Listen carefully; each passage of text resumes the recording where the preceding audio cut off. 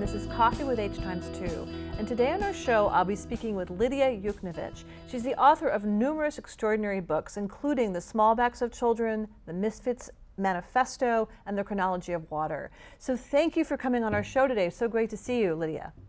My complete pleasure. Well, thank you. So this is an interesting time to be talking to you. I've been following your posts on Facebook, and you're someone who speaks very openly about the body, and you talk about yourself as being a corporeal writer, which your work clearly is extremely corporeal. Could you kind of address what's happening right now in our current political climate?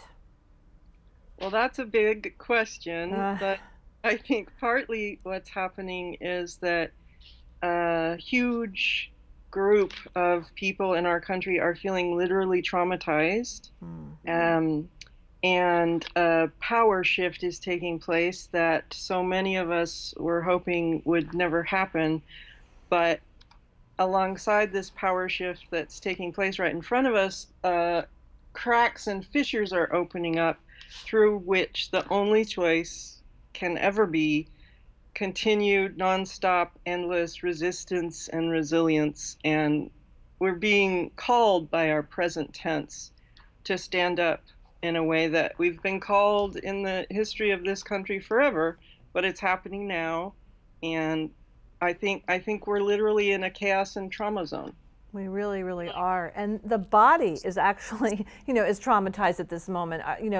The female bodies are being attacked, the body of the earth is being attacked, Black bodies are being attacked, non-Americans or, non-legal Americans at this point are under attack. So, I know I'm seeing in a lot of the writing that you're doing online is that you're really bringing in language and the body. Could you speak to that a little bit?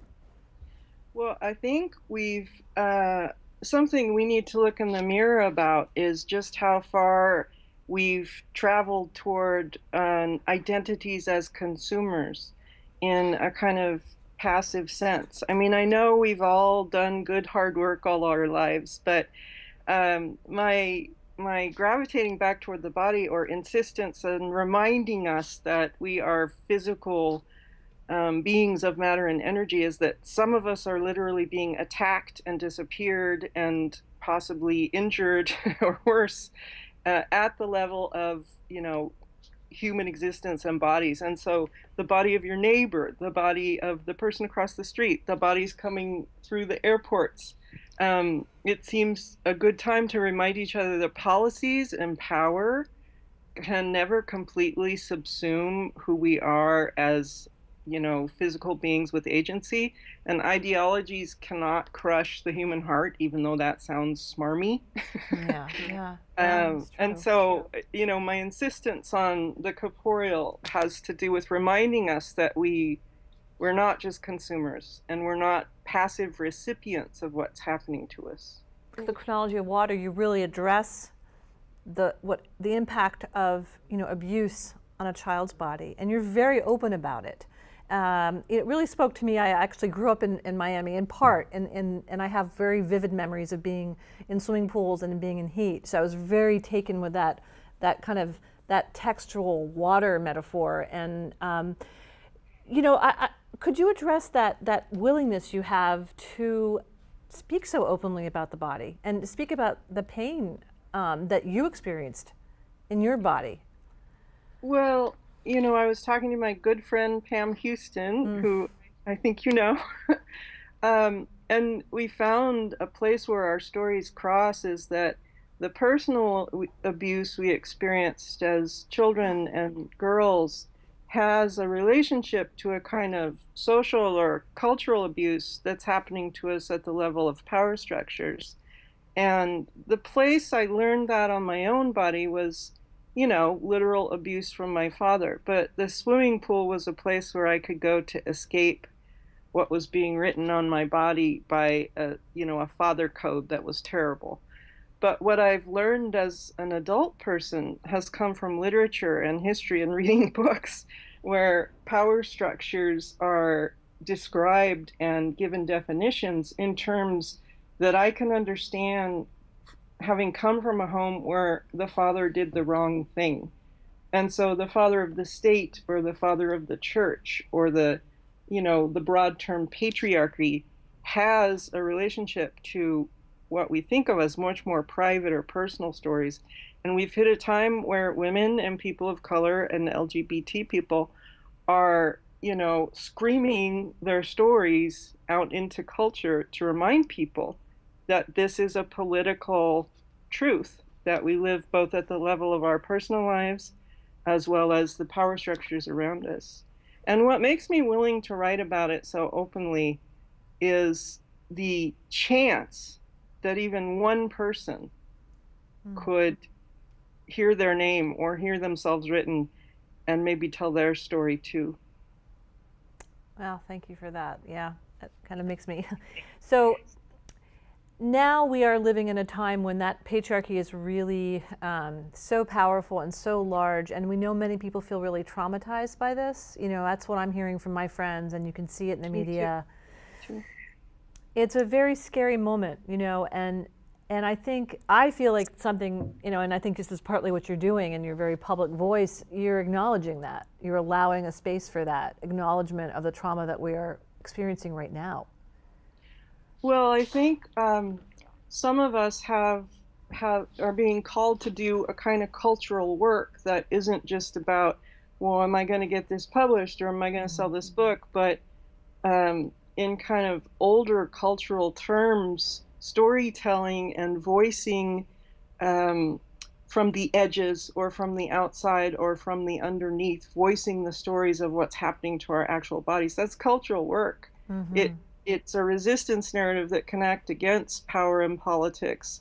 And the more of us who find voice and the more of us who stand up within bodies, the more of us can challenge that, completely pressing down on us power set of stories and voices that right this second appear to be, super saturating culture. Are you concerned at all about, the controlling of language, of writing, of literature in this kind of climate? Yeah, I'm very concerned.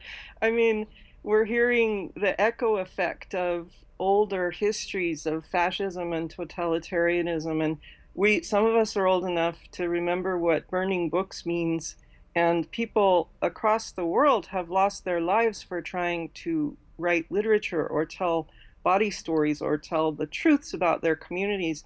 And in America, we're, in some ways we've had a kind of protection from the invading force or the war coming to our shores in a way that I think we've developed a little bit of a complacency that we need to wake up from immediately.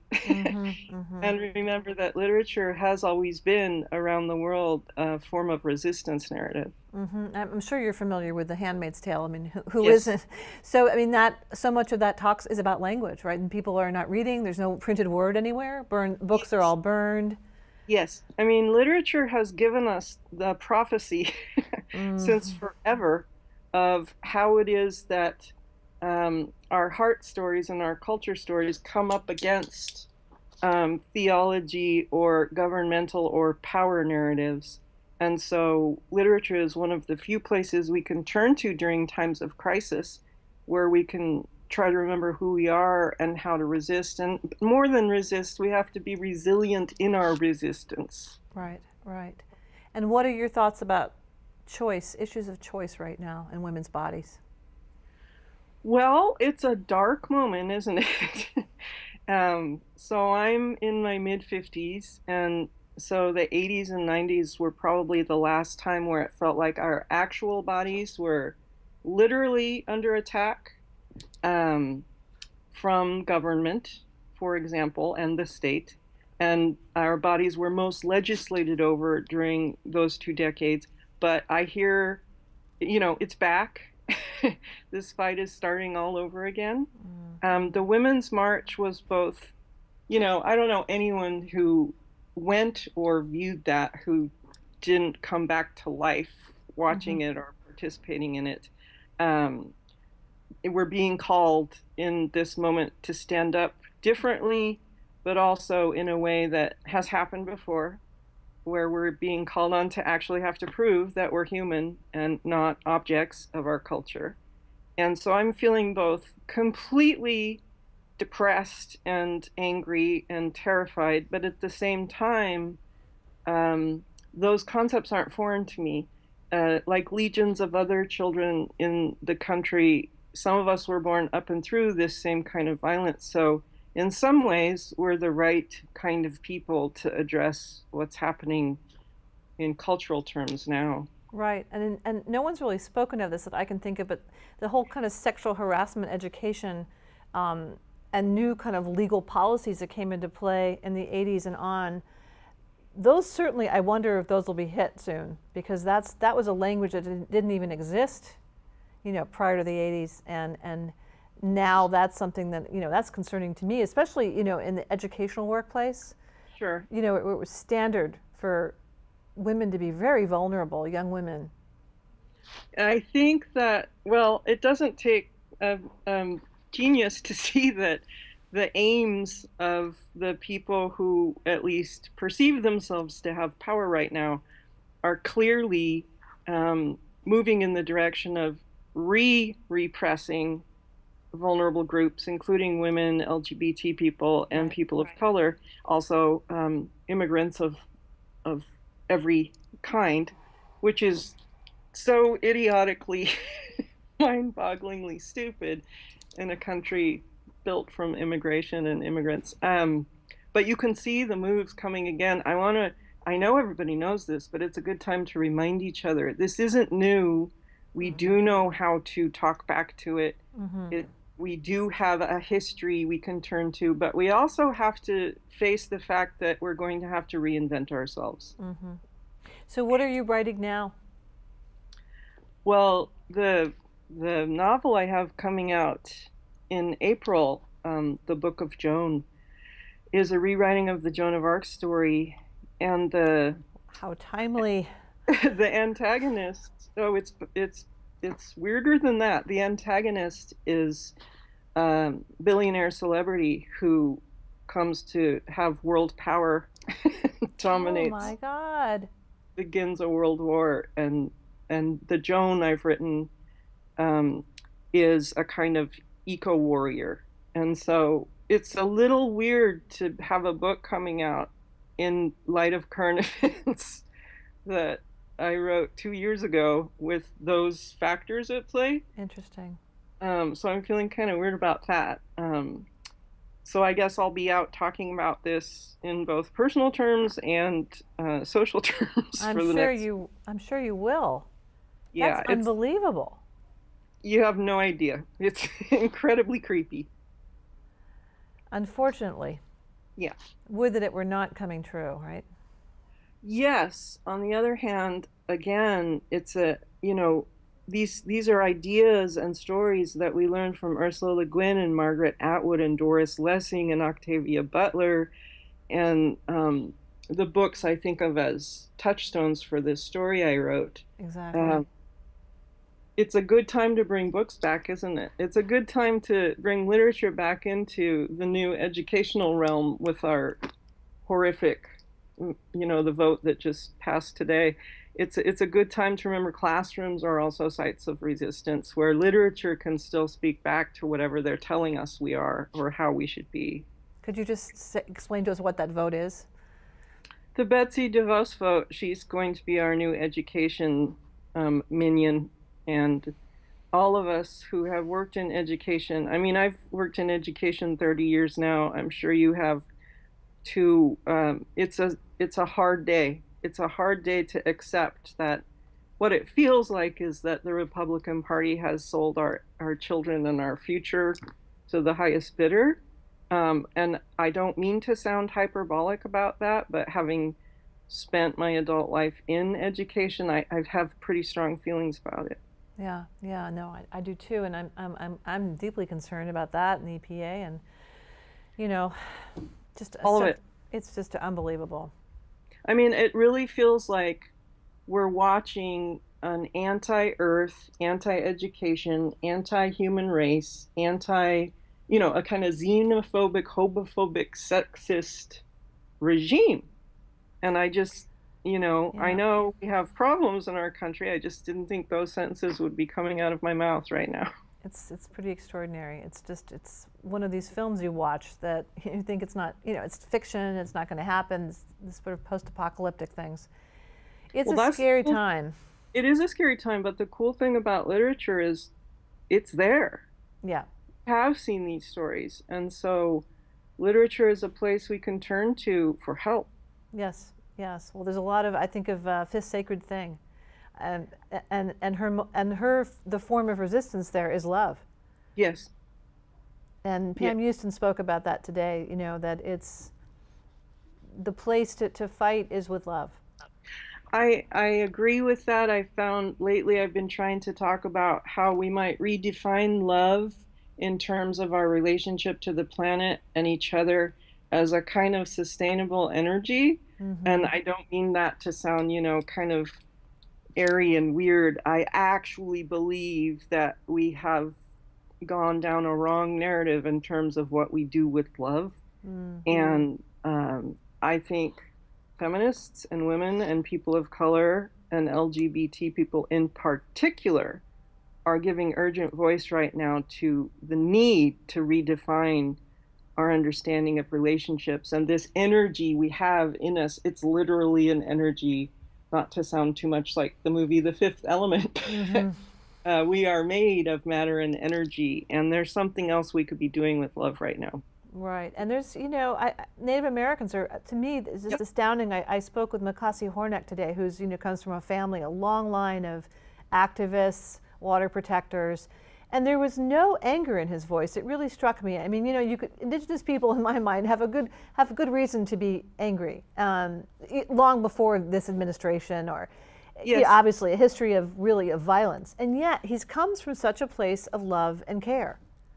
It's astonishing to me that I'm trying to find a nice way to say this, but white people really need some more waking up because this thing we think happening to us now did not start with 2017. Mm-hmm. Story is very long, and indigenous cultures in particular have a sense of time and history and storytelling that is a good place to turn to right now for help in understanding our present tense. Mm-hmm. And so the idea that I first learned myself, the idea that we might want to redirect our life force and life energy to the planet and each other differently was in Leslie Marmon Silko's book, Almanac of the Dead. Oh, yes. And there you can read about water wars and what happens when the financial sector takes over the government, and what happens when indigenous people and people who have been repressed and oppressed in any culture are used as the raw material to build economies. The stories are there, and you know what? Thank oceans they are. Thank oceans there are people we can turn to Mm-hmm. who understand this as a longer story and the urgent need for us to reinvent who we are. So what is your publication date? Because I can't wait to read your book. It's April 18th, which means I'm progressively more and more terrified. Oh, what scares you about it? Um, well, the part that is, my thrill is in the artistic process. And so the part I have anything to do with is kind of done. And that a thing you made moves out into the world is, anything could happen Right. there. And so I guess that's the fear part. But Mm-hmm. what makes me okay is that this thing I just said, the part I could do anything about and the part I love the most was being inside the creative process. So, there's nothing I can do at this point. Right. Right. Right. Well, I'm sure that there's a lot of loving, caring people out there who are going to take your book and do the right thing with it and appreciate it and get a lot of meaning from it right now. You're very kind. Well, I'm sure, knowing your work. And so one last word. Talk to us about your TED Talk and what was the inspiration for that, and what did you hope that your audience would take away from it? Well, in some ways, I considered it a little bit of an act of infiltration. I'm not an extrovert person. I'm a radical introvert person. And I thought if I could muster the courage to get up on that giant TED stage with all those people staring at you and, tell one story of somebody who shouldn't have made it, who shouldn't have been able to claw her way out, but who did, that maybe like one or two other people in the room might feel less alone or wrong or freakish or misfitted. And to me, that was worth it, that our small and kind of sometimes broken or weird voices deserve a place at the table as much as anyone's. And I did not die like I thought I might. And in that not dying, my hope has always been, now and then, that a couple more people might be okay in their own lives. Do you have a favorite line from the TED Talk that you could tell us? Wow. Yeah, a version of you are the only person in the room who can tell the story the way only you would. It's a good thing to remind yourselves of these days, that you do have something to contribute in a way that no one else could. On that note, I think we're going to end, because that's a great way to conclude our show today. Lydia, I am so grateful for you for coming on, and your wise words are really, they're so important for us to hear right now. So I'll be watching you, reading your Facebook posts. I'm breathlessly waiting for your new book. And I thank you for especially for me, the Chronology of Water was really, really, really meaningful, and it changed me. So thank you for that. Thank you so very much. We've just been speaking with Lidia Yuknavitch, a phenomenal writer. You must read her books, and she has a new book coming out about Joan of Arc. And it sounds like it's incredibly prescient and timely and important for us to read. I thank her so much for being on our show. This is Heidi Hutner on Coffee with Hx2. You can see more of our episodes on HeidiHutner.com. Thanks so much.